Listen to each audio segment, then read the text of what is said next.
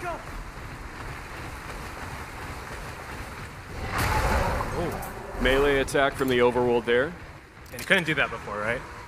Yeah, so you actually got the materials from that monster, from the attack, because you were strong enough to defeat it outright. Magnamalo looks so good. He's going for it at a decent clip there. You actually saw that we switched from Plesioth to Magnamalo. You can hold up to 6 monsters in your inventory at any time and switch between them as you're exploring. This area is so cool. There's so much verticality, and it's a lot bigger and more expansive than the previous games. Which is really cool. You can see this is a huge area. That little river area we started out is called the Cataracts, and now we're moving to Mount Canalta, which is this mountainous region. The monsters we see are going to be different from what we saw in that first starting region. The animations here are really, really great too. So much agility. Make sure to exercise your Magnamalo when you take them out. They love to jump. There's a treasure chest there, but it looks like somebody took that stuff already. Whoever's playing is a Luke Goblin.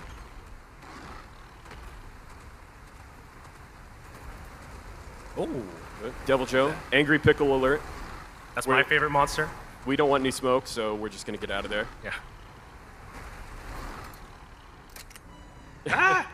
So you can even change in air. Don't worry, the Magnamalo is fine. He landed on his feet. We're flying through, taking a great look at Mount Canalta behind us as we go back down towards the Cataracts. You can switch monsters at any time, even in midair. Now we're back to Ratha here, faithful Rathalos. And we see some Acnosom in the distance. Look at that draw distance. Yeah, I know, right? Good. So we're going to see if we can interrupt their graceful flight through the air with a breath attack. Oh, just minding its own business, and we knocked it out of the sky. It's unnecessary. Yeah. Well, if we wanted to battle for it, it's actually really beneficial if we start with our own attack. Got caught by our canine friend there. So you can actually see a little better that on the canine that Rudy is along with us. I hope he doesn't get motion sick. It's cool to see Paolumu's back for players of Monster Hunter Rise. Yeah. Much loved. So up ahead we have a Tetranodon, and it's got some weird crystals going on top of it.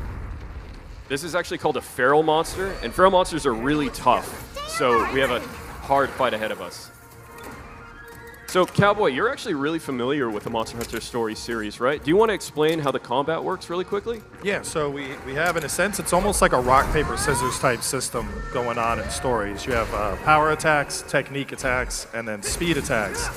And attacks typically kind of align with a monster and what you'd expect. So something that, like an Anjanath, which is more of a brute, it's going to be more of power attacks typically.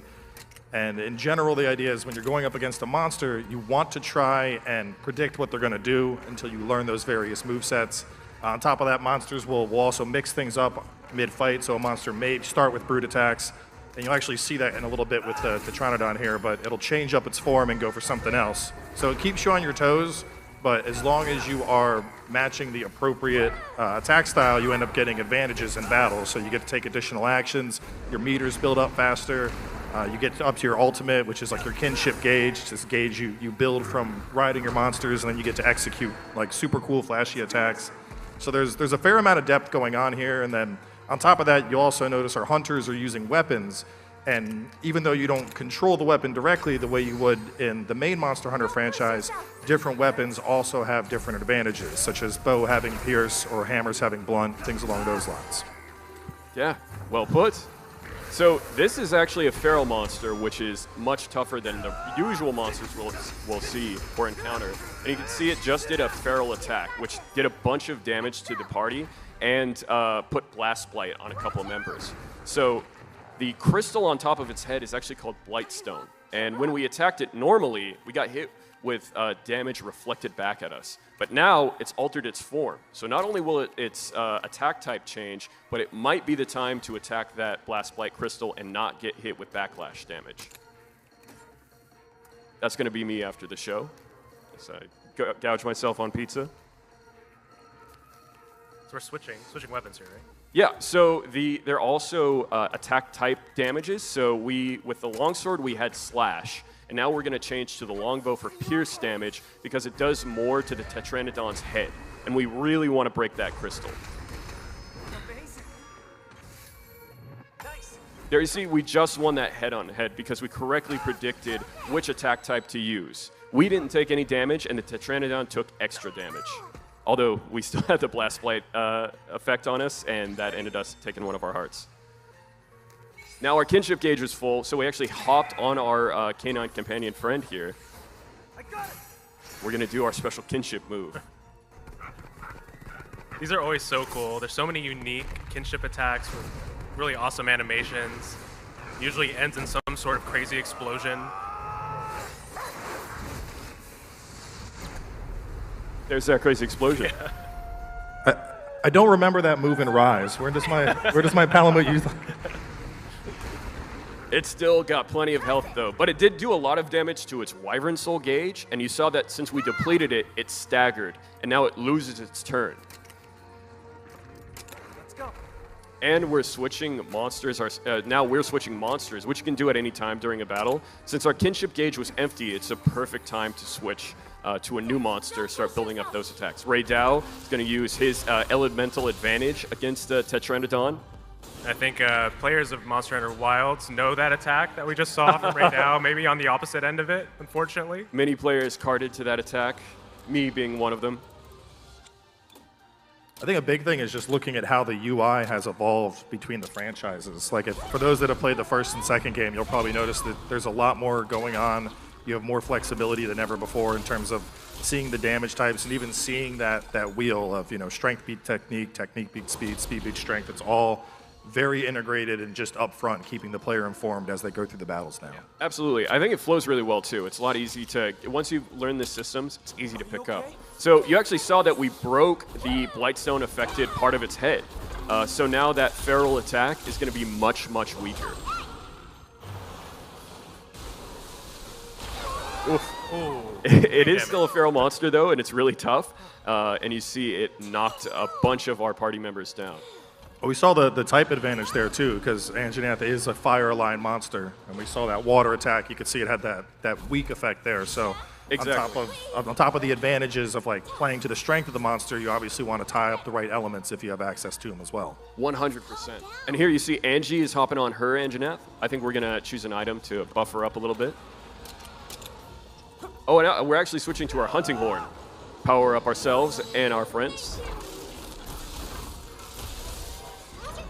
And we've staggered it once more, so that means it's toppled, and we can do a Synchro Rush. So this is a mechanic where we can do a lot of extra damage to a toppled monster. And it's really good that we buffed ourselves right before this, meaning it'll power up so much more. It's very satisfying. Look at those numbers. Feels good.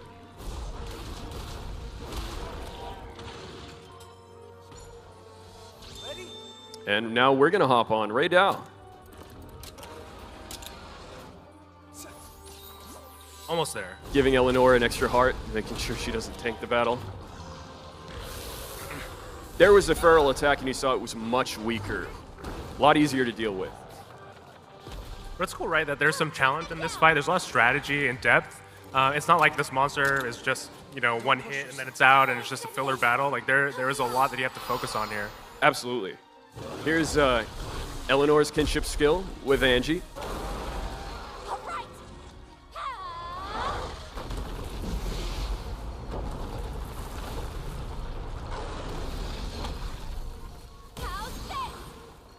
Good amount of damage and another stagger, meaning it loses its turn. Now we're going to use our kinship skill with Ray Down. This one's actually really cool. This is so over the top, but I love it.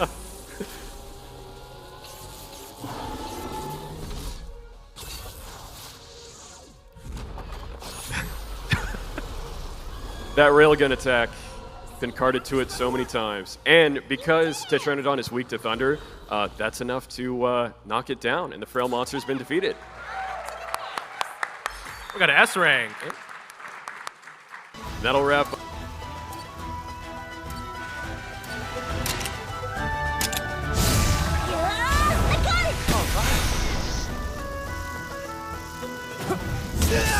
You did it!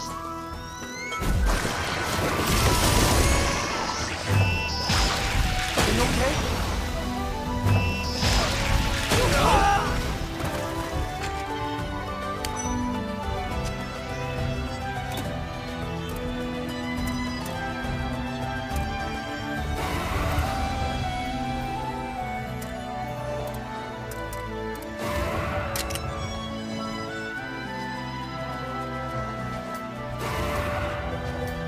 Counting on you.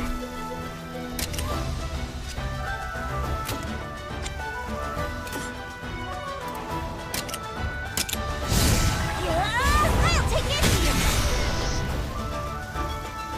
Alright!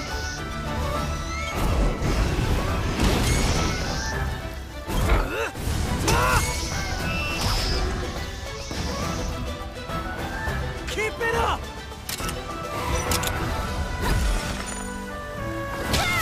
Looking good! You did it! Yeah. We did it!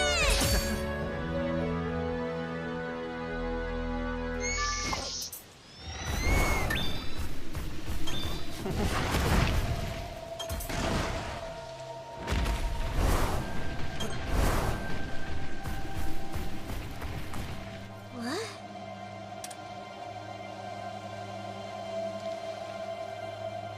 What? Huh?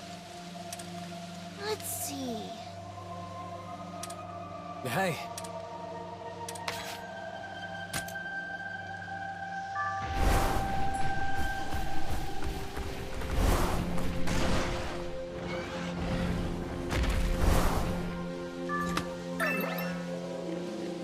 What's this?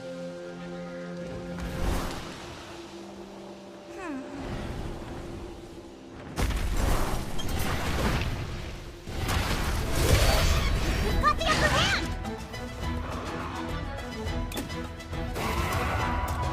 Let's go.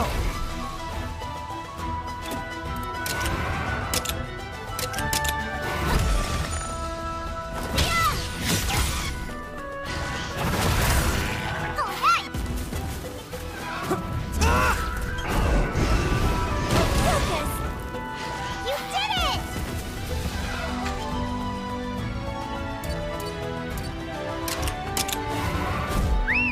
Get him! Keep it up. Alright! Yeah. We did it!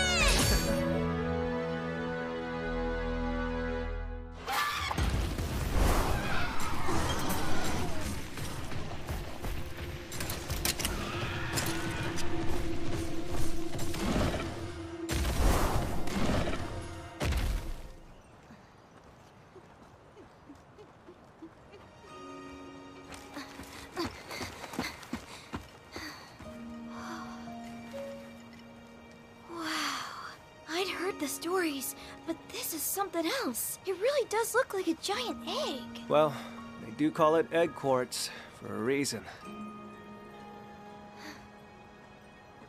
What's that inside? A Kezu. You hardly see any these days, but they were once pretty common. Is it, alright to touch? Of course. It's not like you're going to hurt it.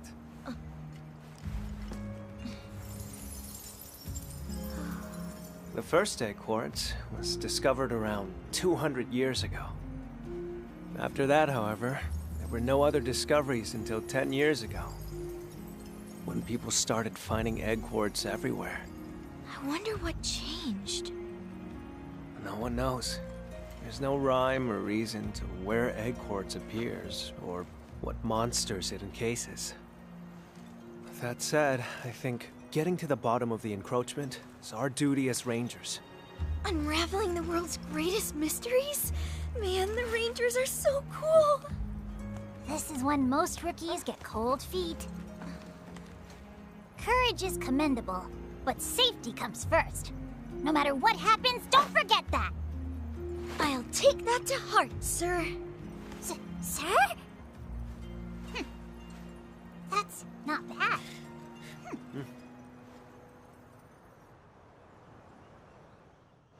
Okay.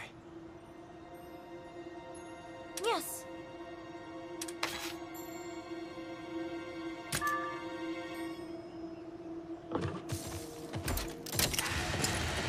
Okay.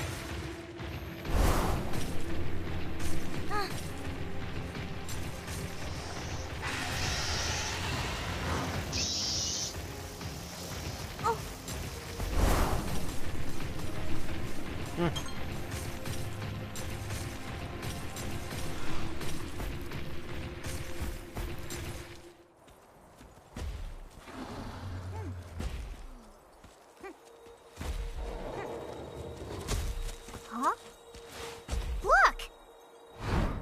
Yeah.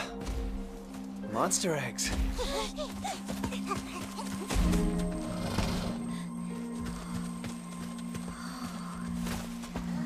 That's a rare pattern. Are they bird wyvern eggs? It could be an ultra-rare endangered species! I wouldn't get my hopes up. Uh. Look, the calling card. I recognize that feather! Here it comes.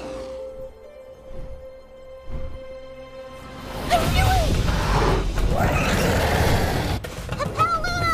Watch out for aerial attacks! Rudy! This is nothing! We're not backing down! Bring it on! It's hostile. We have to calm it down. Ratha!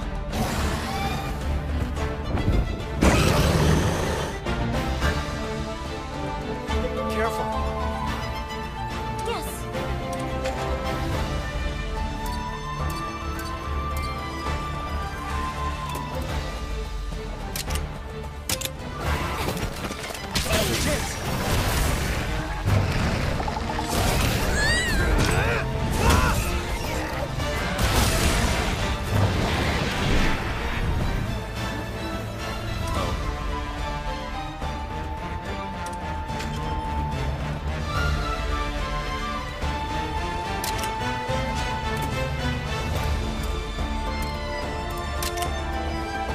Let's go.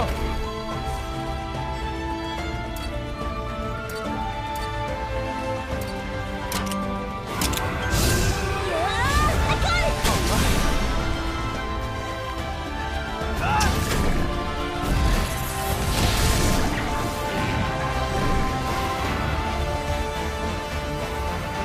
Let's do this. Well, Andy.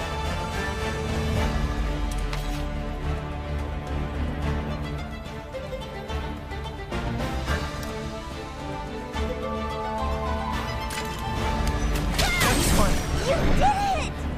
Your Highness! Do it!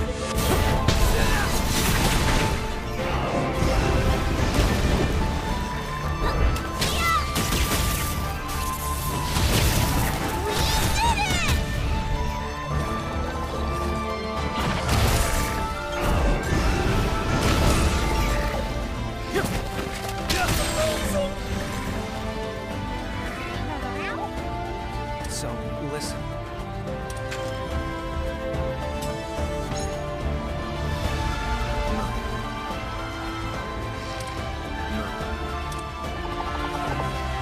Ready? Your Highness!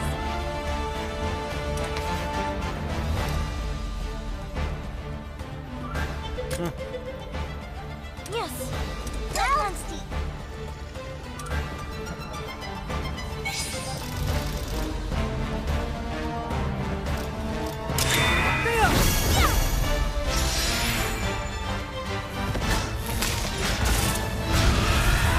You ready, Captain? Yeah!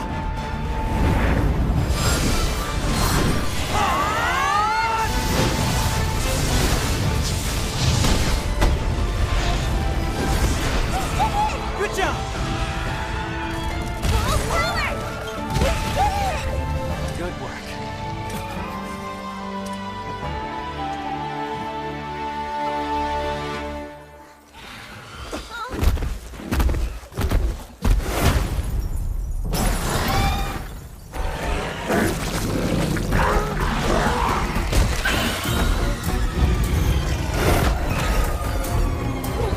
What's gone into that monster? Look at that. It's gone feral.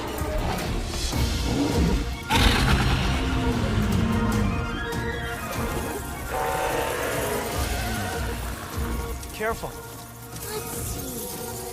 Hey! Yes.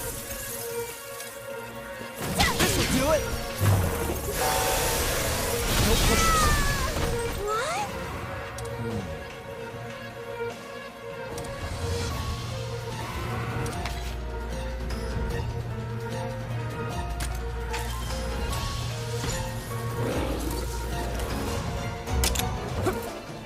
All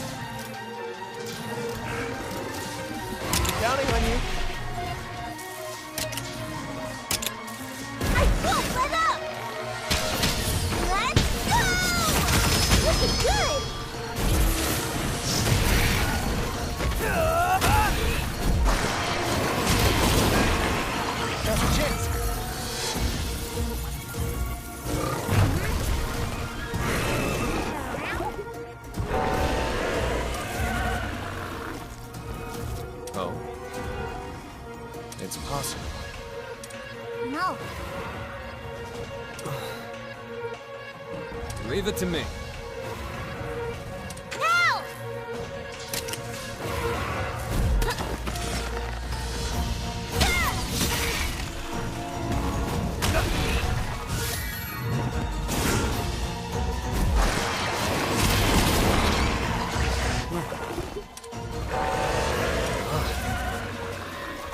Watch out!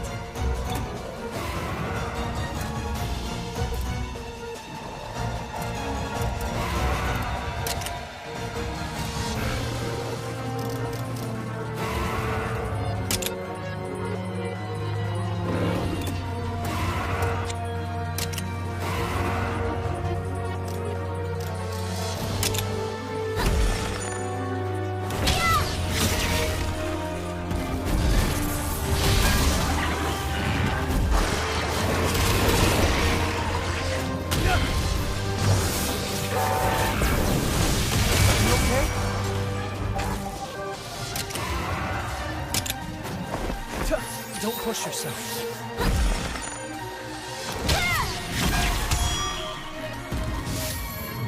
Let's do this!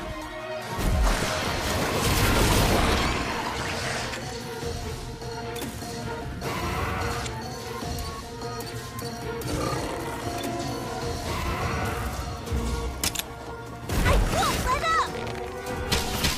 Let's go! Amazing! You did it! You did it!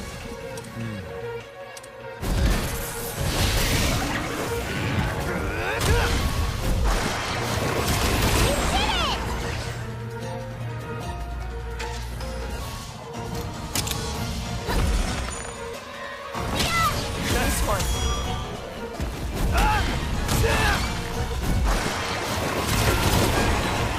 There's a chance! All together now!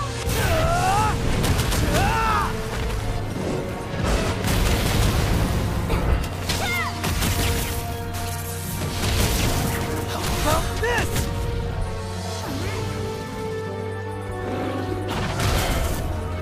Good, Monsty. It's calming down.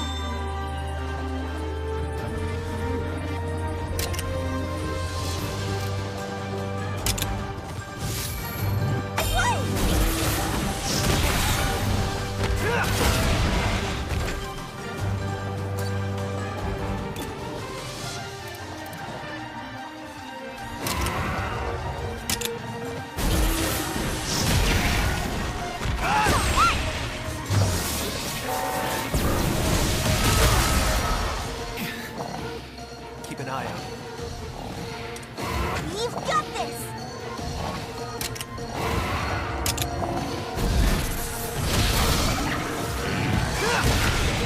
We've got this! Watch out! Now! I got it!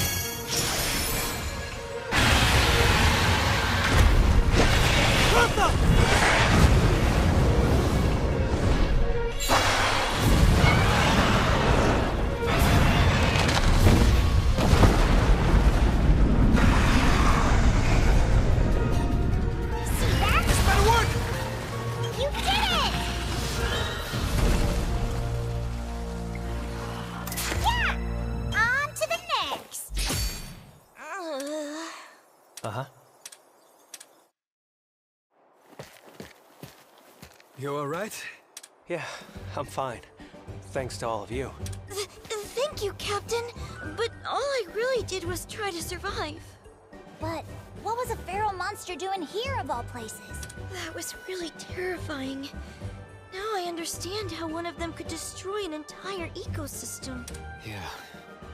There isn't a rider alive who could control one. The best thing we can do for these ecosystems is to take them out. It looked like a regular Chatacabra to me, but it was so strong. Where'd all that power come from? That's what we Rangers are here to find out. We've got our work cut out for us. I'm all in! Well, With your inaugural expedition complete, you are now officially a ranger. Welcome aboard. Roger! It's about time we head back. Oh, here.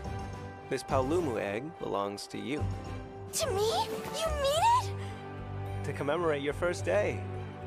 Raise it well.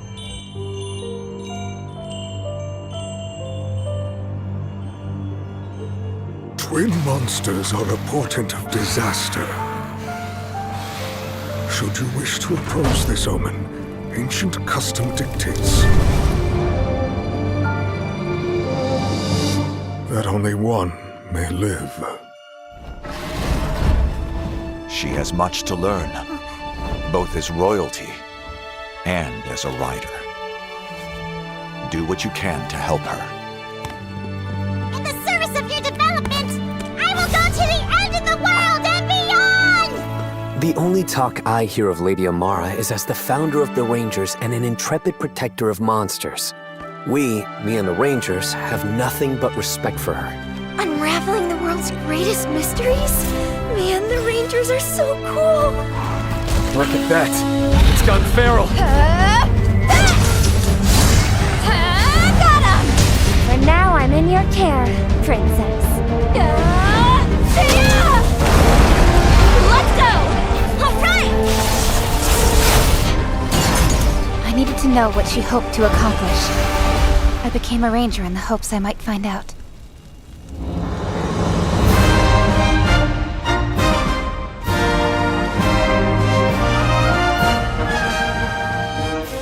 Vermeil faces an unprecedented crisis. This is a crisis plain and simple. Our kingdoms must come together if we wish to survive it. Your troops advance on our border, and you dare plead for cooperation? Hold on now. What joint venture would you have us undertake? Our homecoming beyond the meridian, the sacrosanctum. Listen, you should really succeed the throne. I know it's the last thing you want, but a ruler as kind as you would ensure peace for a generation, maybe even longer.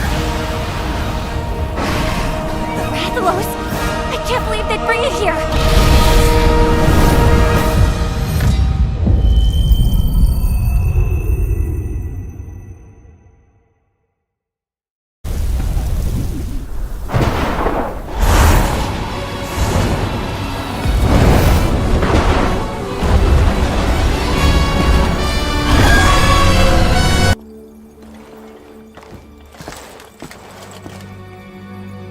Azuria and Vermeil, two countries on a path to destruction.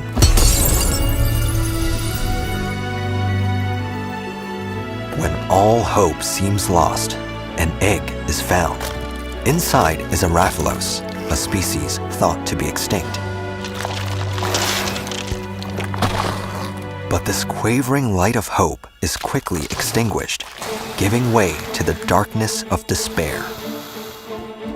For the egg contains not one Rathalos, but two twins. Twin Rathalos bearing the sky scale mark, the symbol of disaster from the Civil War 2 centuries ago.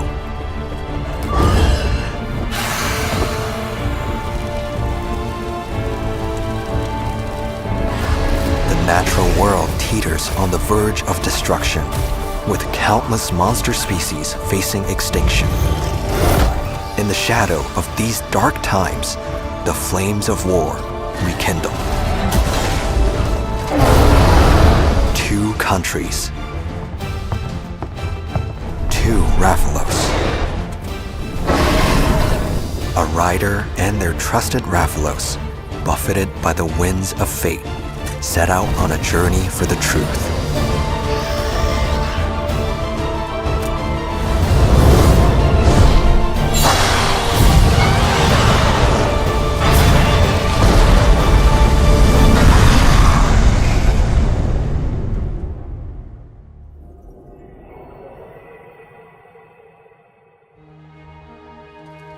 Riders form bonds with monsters, living with them in harmony.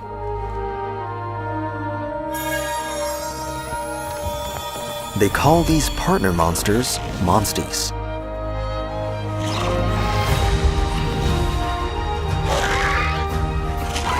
The protagonist of this story is the prince or princess of Azuria, a rider bonded with a Rathalos.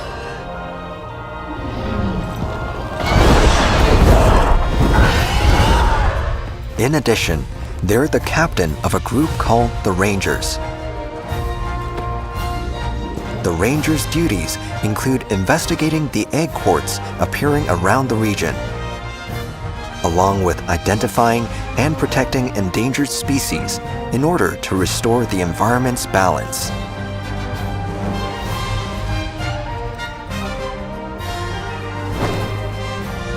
The protagonist is joined by several other riders, members of the Rangers.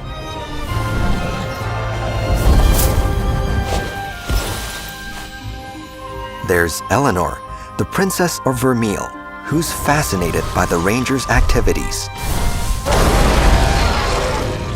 The protagonist's best friend, Simon, is also one of the Rangers. Thea, the newest Ranger, loves Poogies.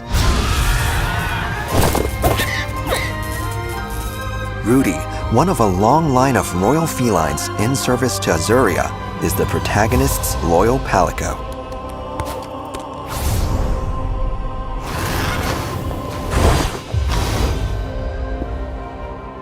The newest entry in the series, Monster Hunter Stories 3: Twisted Reflection, begins with the protagonist showing the ropes to Thea, the newest member of the Rangers.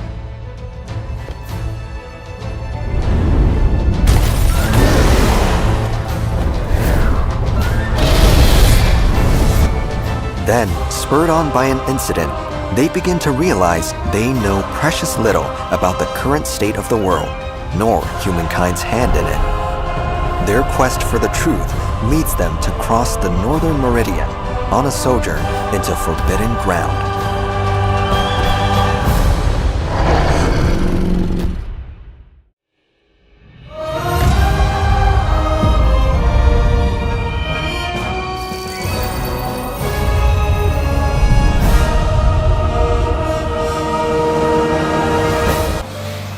Should you wish to oppose this omen, ancient custom dictates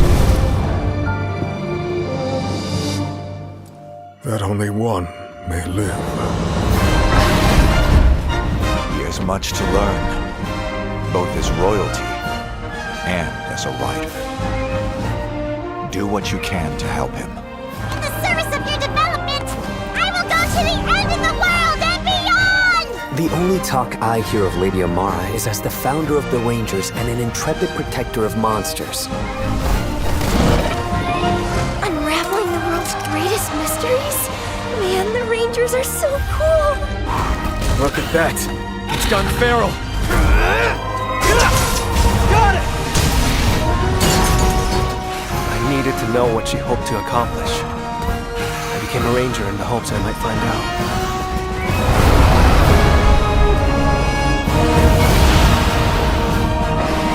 Rathalos! I can't believe they bring it here!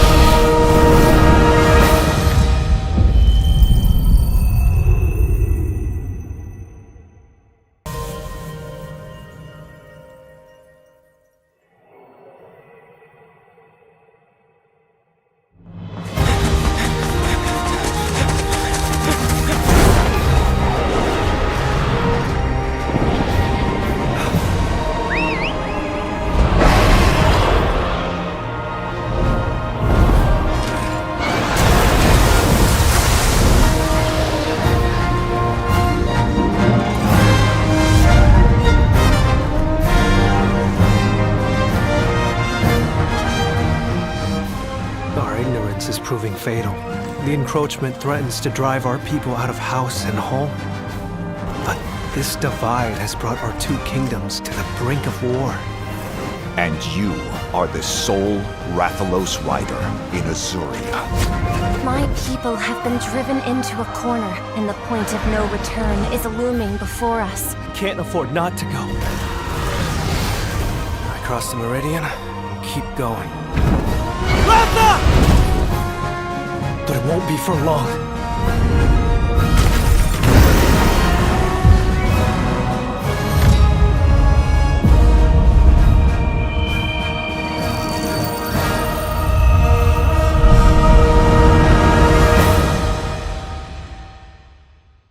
I can hear them. Two sounds. Overlapping each other.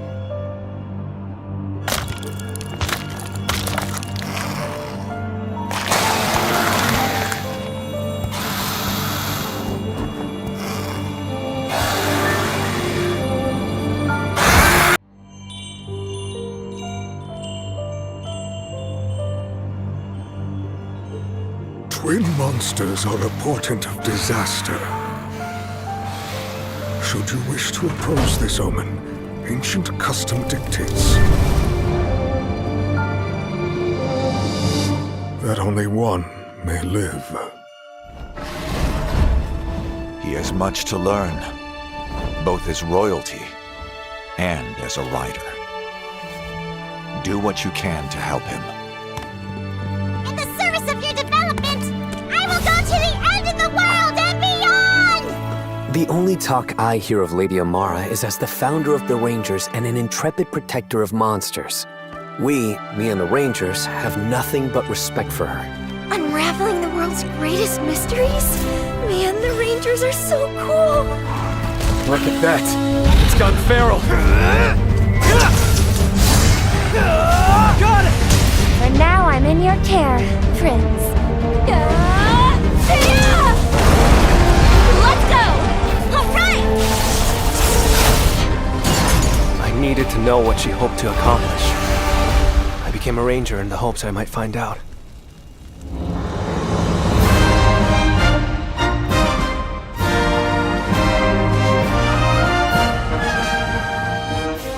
Vermeil faces an unprecedented crisis. This is a crisis plain and simple. Our kingdoms must come together if we wish to survive it. Your troops advance on our border, and you dare plead for cooperation? Hold on now. What joint venture would you have us undertake? Our homecoming beyond the meridian, the sacrosanctum. Listen, you should really succeed the throne. I know it's the last thing you want, but a ruler as kind as you would ensure peace for a generation, maybe even longer. Rathalos! I can't believe they'd bring it here!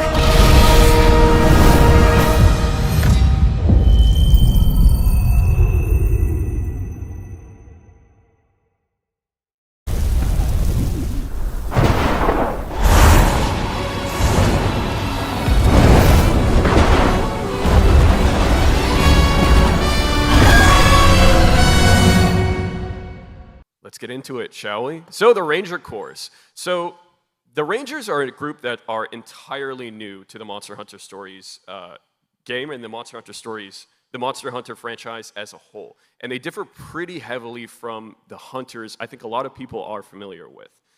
They were founded by the heir, the protagonist of the game's mother, Queen Amara, who is the Queen of Azuria. And the heir is now the captain of the Ranger Corps, and they act as the leader. So the Rangers are really unique to the Monster Hunter universe because they're not just a group of monster riders, although they are very skilled riders. They're also, their main goal is to actually protect monsters, maintain the ecosystem, and promote environmental restoration to the benefit of both man and monster alike. So right now, in the story of Monster Hunter Stories 3, their most pressing duty has kind of been investigating the egg quartz that's been appearing all across the kingdom.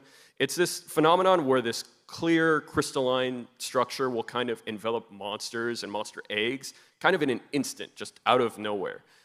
And spreading from these egg quartz sources is this crystal encroachment. It's like this ashen blight that spreads out and takes over everything it touches from these crystal egg quartz sources. So that's the Ranger Corps themselves. Let's take a look at some of the members. So here we have Simon and Fawn as Legiana. So Simon is the protagonist's best friend and closest confidant. He is constantly riding next to you on his Legiana, their name Fawn. He really believes in the Ranger Corps, and he's very often just like your go-to man for every problem you encounter. Now we have Eleanor and Angie. So Eleanor is actually from Vermeil, which is a country neighboring Azuria, and she comes as part of a diplomatic mission to kind of ease the tension between these two kingdoms. She actually volunteers as a hostage to the kingdom of Azuria to kind of try to ease those tensions a little bit. And she's placed under the care of the Ranger Corps. And very quickly, she grows to really respect and admire not only the Corps members themselves, but also their goals and their commitment to the environment. And of course, her monstie there is the Anjaneth, named Angie. Now we have Thea, Kagachi, and of course, Pookie. So Thea is actually the rookie member of the Ranger Corps. She loves all creatures, but both big and small, but she has a special love for Poogies, which I think we all share that with her. Her faithful riding partner, as you see there with the goggles, is called Pookie, the Poogie, taking a tumble off the Kagachi, not a skilled rider as Thea, apparently. Though Thea is actually on a quest to recover all 101 Poogies that escaped from her family estate. And the protagonist is going to help her with that. So that mechanic is returning in Monster Hunter Stories 3. And then, of course, Rudy. It's not a Monster Hunter adventure without a Palico buddy. He kind of serves the royal family as a position called the Royal Feline. So he's been with the protagonist, the heir to the kingdom, for so long, been through all his formative moments, and he's really proud of his family's history as Royal Feline and his own duty to the heir.